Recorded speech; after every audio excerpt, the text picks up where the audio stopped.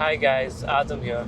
Today I'm back on these back roads and I'm talking a bit about why I think driving a slow car fast is so fun and rewarding and why so many other car enthusiasts think the same.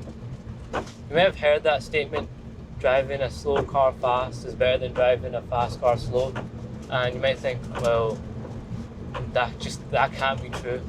How are you going to enjoy driving a car that goes 0 to 60 in 8 seconds faster than a car that goes 0 to 60 in 4? And I'm just here just to explain a couple of reasonings and why I believe that, for the most part, is true. So, reason number one. The most important reason why I believe driving a slow car fast is due to this.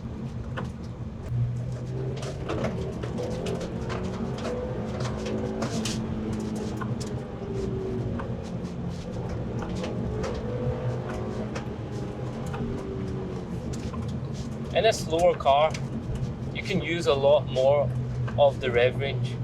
You can put your foot down in second gear without breaking the speed limit. And I feel like that's a big advantage compared to having a quick car. If you have something a bit quicker, like a Golf R for example, you put your foot down, you already broke the speed limit. I put my foot down there for a good few seconds and I didn't even get to 60. Driving in these type of country roads is also as important as the slow car. Because in this, I put my foot down and then I've got a turn. Put my foot down again, just reach 60 and I've got a turn over this hill.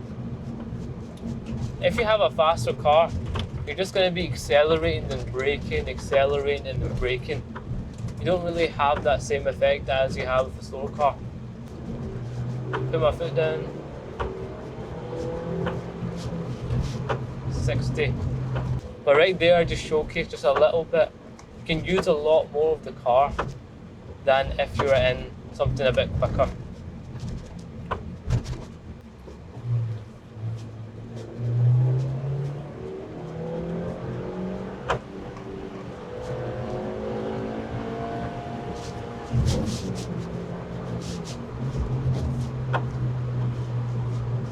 You can't do that in a faster car.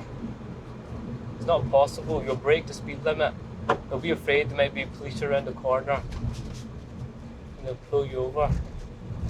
But it's something that you can just do whenever you feel like it, basically, on a slow car.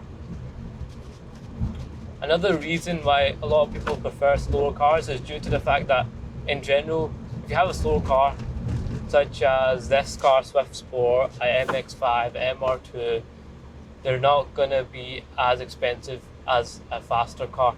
Most fast cars, like sub 5 seconds, are going to be above like 15 grand. The parts are going to be expensive. They're going to have turbos. They're going to be complicated. Cars like this, the MX-5, they're naturally aspirated. There's not much to go wrong. And when something does go wrong, it won't cost you an arm and a leg. For example, in these country roads, there'll be a section where there's a lot of potholes. If I'm in a Porsche, even if I'm in like a Golf R or a BMW, I hit those potholes, I'm gonna be a bit upset. I'm gonna be worrying about it. I'm gonna have some anxiety. But in a car like this, how much does the suspension cost? Maybe like £300. That's all. I'm not too fussed if I hit a pothole hard. I'm not gonna be thinking about it every night, because it's cheap to replace. The CEO of Bugatti himself said that one of his favorite cars is a Mark V Golf, and he's the owner of a hypercar. He owns Bugatti. He probably has driven Bugatti so many times, and even he likes a Mark V Golf. That brings us on to the next point. So these slower cars, they're more likely to be analog, raw. A car like this, gear 2, put your foot down. You feel like you're one with the car. You're not gonna feel that same feeling in, for example, Golf R. You put your foot down, it's kind of soulless. It's a bit boring. Oh, you've already reached 60, now you gotta slow down again. A car like this is rewarding to drive. Rev matching up the gears. No, not up the gears, down the gears. It's so much more fun and rewarding than just being in the auto and just putting your foot down. These cars don't really assist you with anything. You don't have rev match assist. It's just you and the car.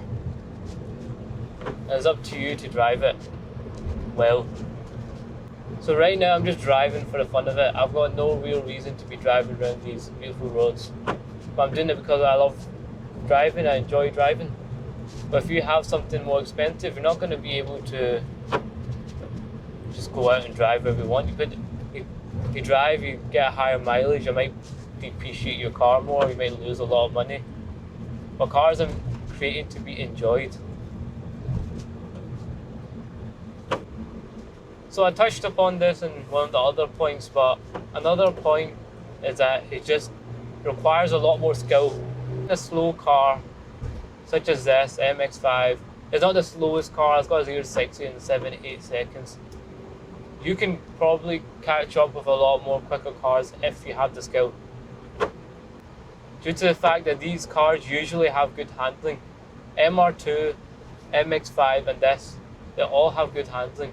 If you know how to drive, you will be able to catch up with the cars a lot quicker. Especially when you're in windy roads such as this. It doesn't matter how fast the car goes 0 to 60, it matters how it turns in. How it reacts to the weight shifting about in the car. These small sports cars usually have that in mind. They usually try their best to create a good chassis to make up for the slow speed. So even though you're not breaking the speed limit, you're not going 100 miles per hour, you're not breaking a lap record, you're still enjoying it because how the car responds to how you turn. A lot of these newer cars, they've kind of lost this. They've lost how to make a car enjoyable without making it fast. The new modern cars, they're all about straight line speed, especially these new EVs. People talk about how Teslas go 0 to 60 within 3 seconds, but as soon as you make them go around the track or make them go around the road such as this, they struggle because how heavy it is. Second gear pull.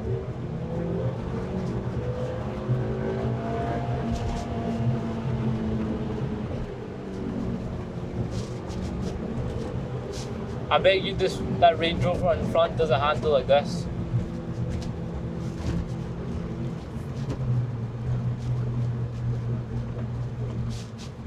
The MX-5 got popular due to the fact that it's the perfect, cheap, reliable, slow car that you can just take it out on roads like this and have so much fun.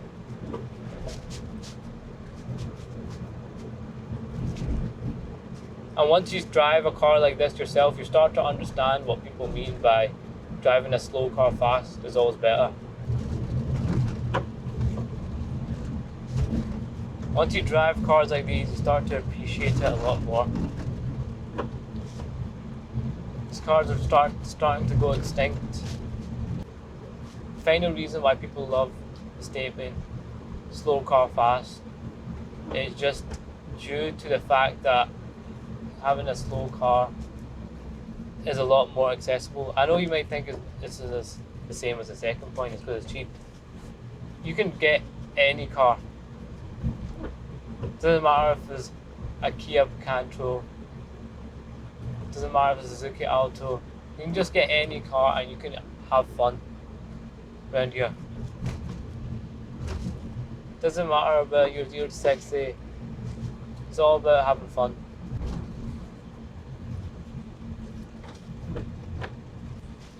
Anyways guys, that's the end of my short video. This is not a review, I will have a review coming in soon. Just wanted to touch on just the statement, slow car fast, and what it means, and why so many car enthusiasts are obsessed with small cars such as this. Thanks guys for watching, see you guys next time, goodbye.